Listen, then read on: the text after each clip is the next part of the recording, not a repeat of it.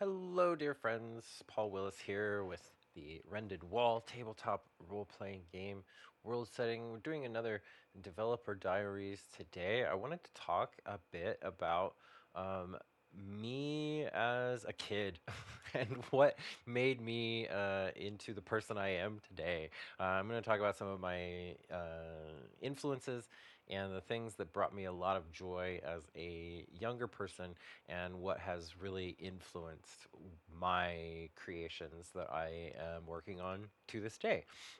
So one, you those of you watching may find a lot of similarities with yourself. There's going to be some things in here that are the kinds of things that pretty much everybody across the board enjoys. They're kind of universal things, but then there's also some deep cuts of things that I really enjoyed as a kid.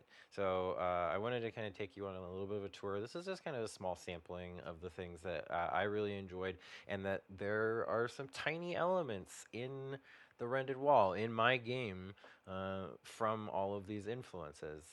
They have really, captured my imagination throughout my life, and you'll see that in the things that I create. So, first and foremost, this you may very well recognize this as Hobbiton. This is a painting, I believe, by J.R.R. Tolkien himself of Hobbiton and the Baggins home atop the hill there.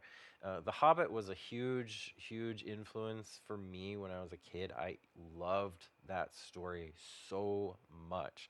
There was something about that sense of stepping out the door and going on an adventure with basically people who are strangers to you, but who become like family by the end of your adventure. And that is just such a powerful imagery, not to mention just all the amazing and wonderful things that Bilbo experiences on his adventure. And the thing as a kid, Tolkien is a little bit rough, for really younger kids. I think if my memory serves me correctly, I think my first exposure to The Hobbit was actually the Rankin Bass production, where it was an animated version with a few songs thrown in. So much more appealing to a kid who's maybe 5, 6 years old. And that's, I think, about what I was when I was first exposed to this. To this day, this cartoon has one of the best, most frightening representations of a goblin you will ever see. This is the Goblin King before he attempts to bite Thorin's head off. This is in the book and in the movie. He tries to bite his head off when the dwarves and Bilbo are captured, and then Gandalf steps in and saves the day. But this guy is terrifying. Are you kidding me? This guy is absolutely terrifying. So this made an impression on me when I was a kid, for sure.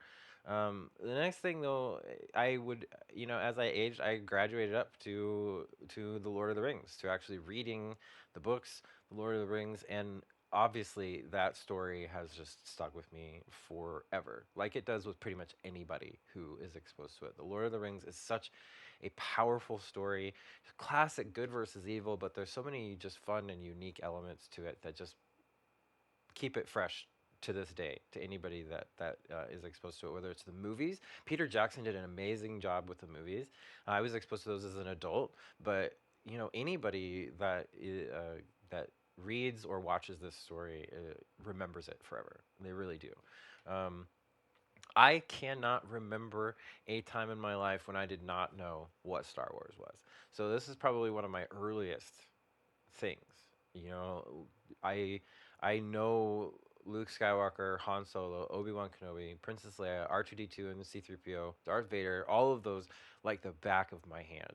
And so that has faded as time has gone by. I'm not as familiar with the present day Star Wars universe as I am with the older stuff, but as a kid, when you're watching these movies, it's amazing. It is an absolutely amazing universe that George Lucas created, and so much credit to him for that imagination that went into this. And he pulled so many influences himself from mythology, and he consulted with people like Joseph Campbell, who is like this world mythologist and historian, to make sure that the elements of his story fit in with these kind of classic human archetypes. And he did a great job. He really did. So that has just been a huge, huge part of my life for forever.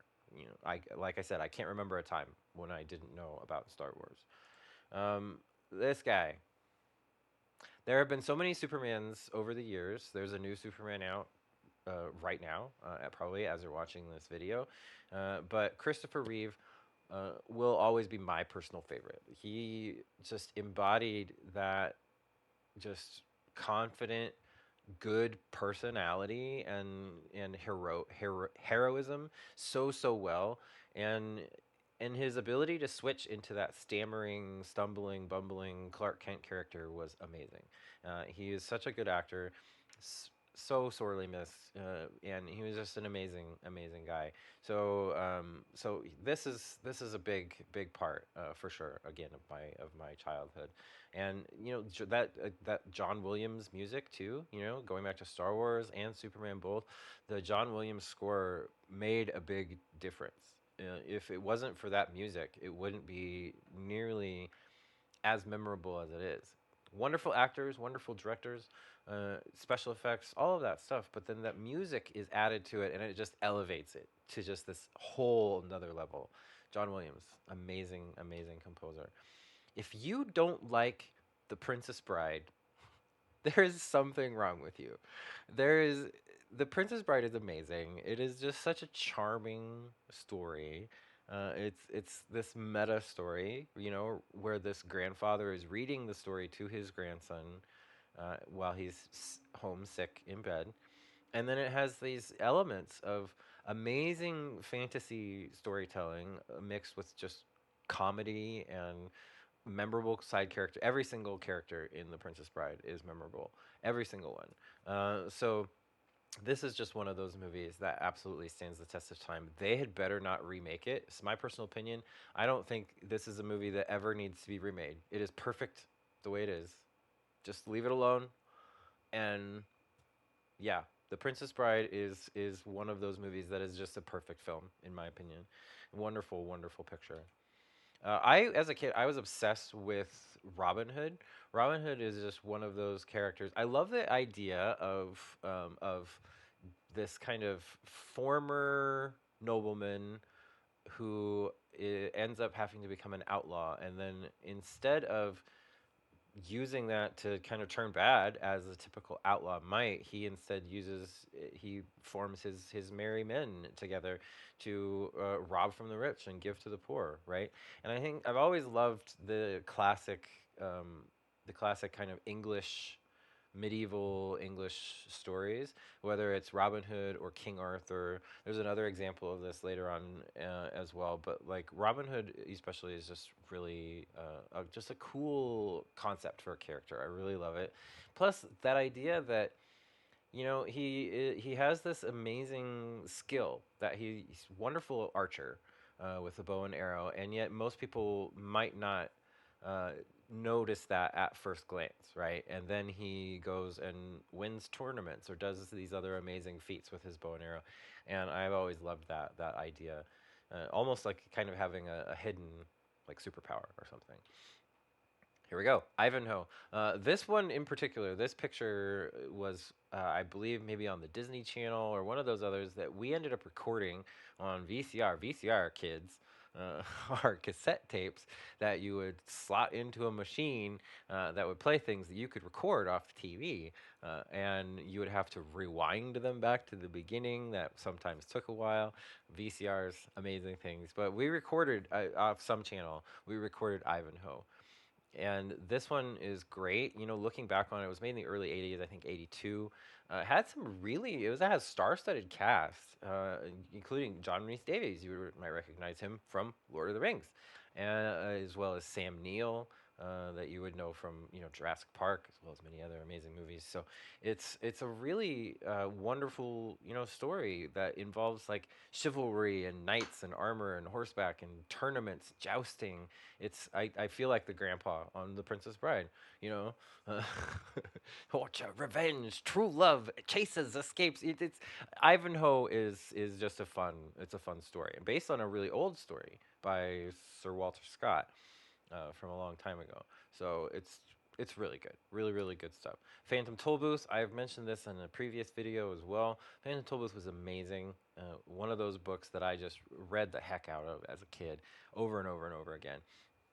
And it is, it's about a young boy who gets transported into another world. Essentially, I think I think the Japanese term for it is isekai, right? Where you kind of get transported into this other world, and you have to figure out how to survive and get back home. And he does so with the use of his imagination, as well as his use of words and numbers to kind of manipulate and learn about and socialize with the characters in the book. It's a really fascinating book that really kind of makes you think as you read it. Which some people hear that and they're like, "Oh, that doesn't sound like fun." This is a really, really just charming story, absolutely, and is so worth the read. Those illustrations by Jules Pfeiffer are so good in the original edition. So there also is a movie. Chuck Jones, kind of the Warner Brothers animation style, very good. Either one, really, really good story. If you were a fan of this show as a kid when it was on the Disney Channel, and you cannot to this day remember the theme song, you're lying because you can. This theme song is stuck in anyone's head that watched this show. It's such a fun cartoon, especially when I was a pastor's kid, so we ended up moving around a lot. And though I am not active in any sort of religion right now, I was in that family back then, and so I we moved, and would have to settle in, and was not great at making friends at that age. So I watched a lot of TV, played a lot of video games, things like that. So this show was really like kind of a comfort show for me. Really just fun characters, and it's also set in I think medieval England, if I recall correctly, or it might have just been a made up realm somewhere. But really enjoyable. These bears had magic potions that they would drink that would give them superpowers, and they could fight off the evil king's guards and stuff. It was good fun, good time. This movie, you can still find it to this day on Disney Plus, and it is a wonderful, wonderful movie. Joey Kramer, who plays the kid here, is such a good child actor. He's so emotional, emotive with his acting. The voice of the robot is done by Paul Rubens, aka Pee Wee Herman, who also does a fantastic job, and it's just so imaginative and cool. Also has one of the best needle drops for a Beach Boys song in a movie ever, hands down. So by all means, please watch this movie. It is a really, really good time, and it's even a little bit, it's a little dark and scary in times. So it was one of those that like really had you as a younger person, really had you on the edge of your seat. So never ending story. Another one of those that if you don't like this, I'm gonna judge you. I'm sorry, but like this is another movie that is just perfect in a lot of ways, and including just the idea of how powerful imagination is and can be, and this idea that being so wrapped up in a story can be so powerful that you get pulled into the world, and those characters can know who you are, and you can have like an impact on that world that you are so enamored with. I think is just so lovely. It's such a wonderful and cool idea. And holy cow, the imagination behind this movie, the imagery is so cool and amazing and imaginative in so many different ways that it is tragic, right? Like everyone knows the scene that I'm talking about when I say tragic. Like this movie is sad in some parts, but it also is really powerful for any kid that kind of is also, struggling to belong, but can feel his own imagination at work, or their own imagination at work, and be kind of empowered by that. So I think that's really really a powerful thing. This is one of those deep cuts, guys. I think I discovered this on Nickelodeon, maybe, or one of those other kids channels, maybe even like TBS or something like that. But this would play in the afternoons, and I remember getting so wrapped up in the meta story of this kind of Central American, South American mythology, fantasy setting. So cool, so cool, and that kind of early '80s, early to mid '80s anime aesthetic is so much fun and really kind of like lighthearted in a lot of ways. But again, really just full of imagination and adventure, and just a genuinely good time. I do remember that the the series was getting close to the end when I think we either had to move or maybe the cable station canceled the show. But we were with, I think it was literally within like 3 episodes of the end. And as you can see, it's a 6 disc set. So it was a fairly long investment as a child that I put into this show. And then I had to come back to it as an adult because I couldn't finish it as a kid. So it was kind of heartbreaking to me. Um, this is a movie, I will be very clear on this. This is a movie that I think is really wonderful in a lot of ways. It has a lot of adventure. The music is a classic. The way it's photographed is really cool. There are a lot of really like interesting, imaginative twists and turns. This is probably not a movie I should have watched when I was as young as I was. It is rated PG. However, there is some pretty blatant nudity in it, which would not get past the PG rating censors now. So it definitely would be closer to probably, honestly, probably an R rating, just based on just a few scenes. It's not a lot. It's not like everywhere, but it is one of those swords and sandals kinds of settings where everyone's in like a loincloth and little strips of fur and stuff. But he can talk to animals, uh, which was like what drew me in. I was like, he has ferrets and a giant like black tiger that he can talk to. I just thought that was really cool. So it has a lot of, even looking back on it now, there's a lot of things about it that are really classic in the world of fantasy movie making specifically. But it is probably not a movie that you should watch as a very young child. So I'll just put that out there. Lady Hawk. Oh, I adore this movie so much. I really do. It's cheesy in a lot of ways, especially the music. Music can be a little off putting to people when they first hear it because it is absolutely 80s synthesizer music.